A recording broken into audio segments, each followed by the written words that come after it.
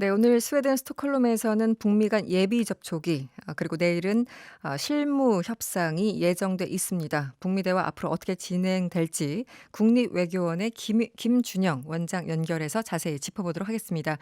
원장님 안녕하세요. 네, 안녕하십니까. 네, 국립외교원장님 되신 다음에 처음 인터뷰입니다. 늦었지만 축하드립니다. 네, 감사드립니다. 7주 됐습니다. 8주 차입니다. 네. 8주 차, 한 두 달 됐군요. 네. 네. 그 원장님 그 스톡홀름에서 지금 예비 접촉이 시작됐습니까? 아직 정확한 보도가 안 나온 것 같아서요. 예, 저도 뭐 아마 됐을 것 같죠. 다른 얘기가 없는 거 보니까요. 네, 저도 네. 확실하게는 잘 모르겠습니다. 네, 네. 네. 거기서 정확하게 그 장소나 시간 같은 걸 알려주지 않는 상황이기 때문에 예, 생각보다 전체적으로 로우키로 좀 하는 것 같습니다. 네. 그렇죠. 네. 그 전반적으로 전망을 좀 해주시면 어떻습니까? 사실 6월 말에 좀 분위기가 바뀌는 모습을 보였다. 2, 3주 후에 한다는 실무회담이 안 열리다가 지금 사실 굉장히 오래 끌다가 되지 네, 않았습니까? 석 달이 지났습니다. 네. 그렇습니다. 그 사이에 뭐 볼턴의 해임 같은 일이 있어서 조금의 긍정적인 회담 재개에 긍정적인 신호는 있었지만 네.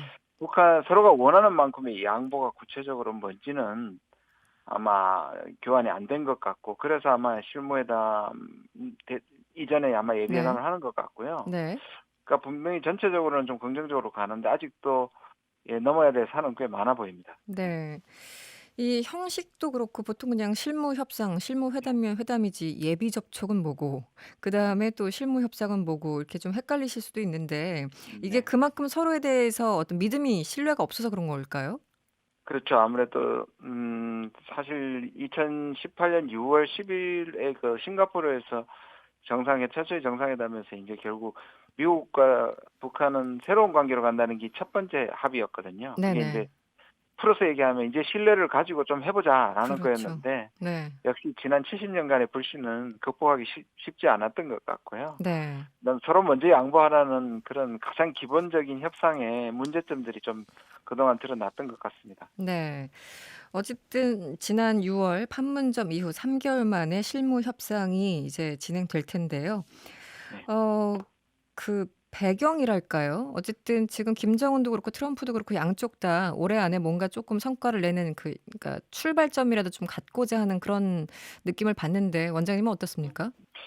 일단 시한을 김정은 위원장은 이제 올해 연내라고 못을 박았고 네.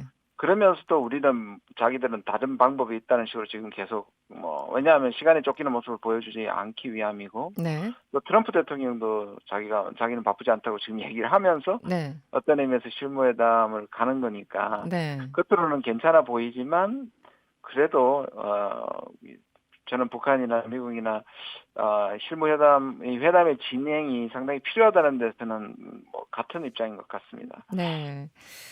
그 북한이 계속 얘기하는 게 새로운 계산법을 들고 와라 이런 거잖아요. 예, 예, 그리고 제가 인상 깊게 봤던 부분은 트럼프 대통령이 지난달 10 일인가를 이제 볼턴을 해임했죠, 예, 트위터로. 예, 예, 10 예, 일이었고 그 한 일 주일 정도 지난 다음 지난달 18 일에 트럼프 대통령이 새로운 뭐 방법 뉴 메서드 이런 단어를 씁니다.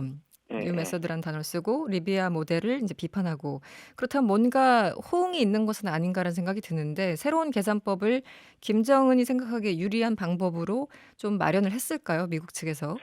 이게 보시면요. 하노이 네. 때 보면 북한은 스몰 딜이었습니다. 그러니까 그 영변을 내놓고 미국이 제재 완화를 내놓는 걸 이제 북한의 방법이었고 미국이 네네. 그걸 이제 사실상 그것도 자꾸 빅딜이라고 했습니다. 근데 네네.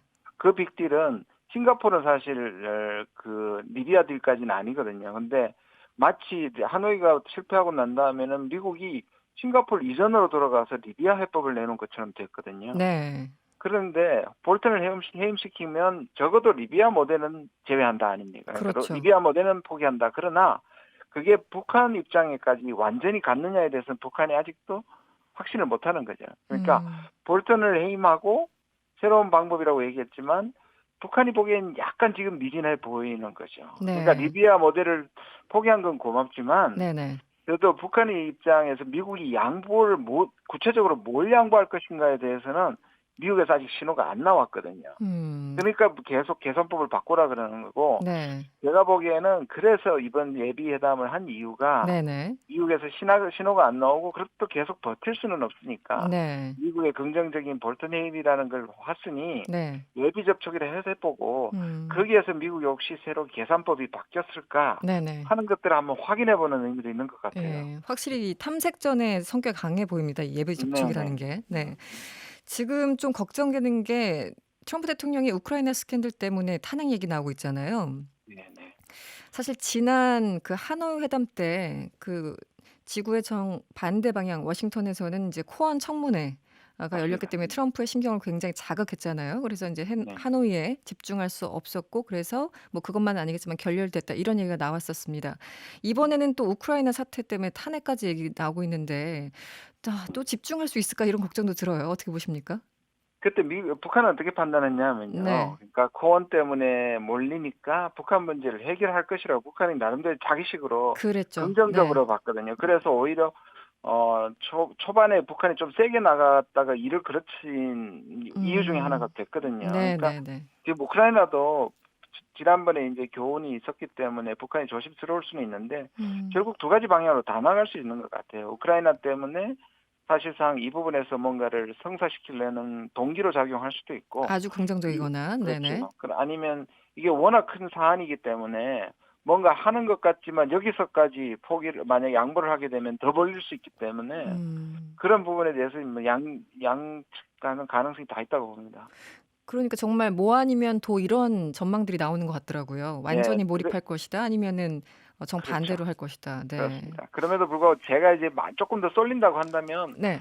저는 왜냐하면 이게 꼭 대선 가도보다 트럼프에게는 역대 대통령이 다 하지 못한 북한 문제를 자기가 해결한다는 약간 레거시, 뭐 업적이라는 측면이 좀 있거든요. 네네. 그런 측면에서 국내가 그렇다고 하더라도 트럼프한테는 굉장히 특별한 어젠다다라고 네. 봅니다. 예. 음. 그래서 좀 긍정적으로 봅니다, 저는. 지금 그 지난달에 미시건 대학에서 비건이 연설을 했을 때 지금 트럼프 대통령이 향후 1년 동안 굉장히 북한 문제에 집중할 것이다 이런 워딩을 내놨었거든요. 예, 예, 결국은 예. 재선 가도를 위해서라도 북한 문제를 해결하는 것이 트럼프한테는 유리하다고 판단을 한 겁니까? 그 워딩을 본다면? 그거 플러스죠. 근데 이제 많은 사람들이 이제 전문가들이 북한 문제는 미국의 아젠다, 대선 아젠다에서 중요하지 않다고 얘기하는 사람이 대부분인데 네네. 사실은 객관적으로만 말하면 그렇대요. 네네. 그러나 트럼프의 특수성이라든지 음. 오바마와의 비교선상에서 오바마가 못했던 일을 하는 거기 때문에 네. 대선이 가지는 원래 객관적이 가지는 이점보다 플러스 알파가 음. 분명히 북한 문제가 저는 존재한다고 봅니다. 네. 좀 이상했던 게 실무 협상을 하겠다고 지난 1일 그 최선희가 발표를 했는데요. 네. 그리고 바로 북한이 미사일을 쐈어요. 그 네. SLBM. 그리고 미국도 한 10 시간 뒤에 ICBM 발사를 했습니다. 주거니 받거니. 이거는 어떻게 해석을 하십니까? 그러니까 이게 그냥 뭐 가장 기본적인 건 기싸움일 텐데요. 그냥 기싸움을 하기 위해서 무작정 던지는 일종의 도발이라고 보여지지는 않고요. 네. 왜냐하면 미국 쪽에서는 시간을 우리 편이라 해서 시간 안 바쁘다고 얘기를 하는데 실제로 북한은 지금 단거리에서 사실 어제 SLBM은 단거리와 중장거리 사이에 굉장히 미묘한 경계선에 있거든요. 그리고 네네네. 그 잠수함에서 쏘는 것은 굉장히 방어하기가 더 힘들고요. 어렵죠. 그러니까 네. 과연 미국이 시간이 있는가 다시 생각해 보라는 뜻도 있고요. 음. 그다음에 내부적으로도 네. 핵을 포기하기를 반대하는 군부 세력들에게 네네. 적어도 핵을 포기하더라도 이 부분에 대한 자위력, 네네. 군사력을 갖추는 것을 게을리하지 않는다는 걸 보여주는 그런 네. 포석도 저는 담겨 있다고 봅니다. 네. 그 내부에서 이제 핵을 포기한다고 하니까 반발하는 그 강경 세력들을 겨냥한 "우리 이만큼 네, 실력 되니까 걱정 말아라." 이런 네, 김정은의 네. 메시지였다. 네. 알겠습니다. 그리고 국정원에서도 밝힌 바 있습니다만 11월 부산에서 예정된 이 한 아세안 정상회의 여기 김정은 위원장이 참석할 수도 있다라는 얘기가 나왔었는데요. 네. 어떻게 전망하십니까? 그게 국회 정보위에서 서훈 국정원장이 이제 발언한 걸로 알려져 네, 있는데요. 보통 이제 가능성. 네네네. 내부에 있는 것은 비밀 정보가 많기 때문에 다 밝히지는 않고 여야 대표 간사가 네. 정리해서 냅니다. 그렇죠. 네. 제가 아는 한에 있어서는 여러 가지 조건 하에서 가능하다는 얘기를 했습니다. 그러니까 모든 음. 조건이 맞을 때 네. 그 말은 거꾸로 얘기하면 상당히 쉽지는 않은 일인데 모든 네. 게 잘 돌아가서 최상의 시나리오는 오지 않겠나라는 네. 건데 제가 생각하기에는 조금 쉽지 않을 것 같고요. 음. 실무 협상이 워낙에 지금 북미 입장 차가 크기 때문에 가장 가능한 시나리오는 올해까지는 뭔가 실무회담을 한 다음에 의견을 좁힌 다음에 실제 정상회담은 네. 올해 내로 약속은 하겠지만 내년 초가 될 가능성이 저는 좀 더 현실성이 있어 보입니다. 북미 간 정상회담 말씀. 네네네. 네. 그 김정은 입장에서는 부산보다는 아무래도 처음으로 인제 소위 남한 땅에 발을 디딘다면 부산보다는 서울 쪽을 더 원하지 않을까요? 어떻게 보십니까? 인제 그것이 아주 좋아질 경우인데 지금 북한 입장에서 한국을 계속 뭐 "미국하고 바로 얘기하겠다. 한국이 네네. 미국을 움직일 힘이 없다."고 이렇게 판단하고 있기 때문에 그렇죠. 네.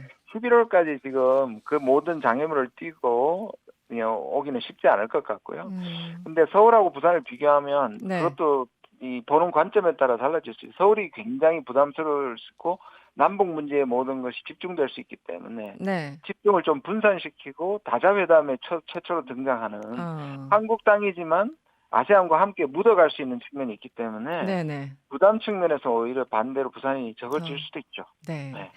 알겠습니다. 오늘 말씀 감사합니다. 네네. 감사합니다. 네. 지금까지 국립외교원 김준형 원장이었습니다. 여러분의 퇴근길을 꽉 채워드립니다. 평일 저녁 6시 5분 이승원의 세계는 그리고 우리는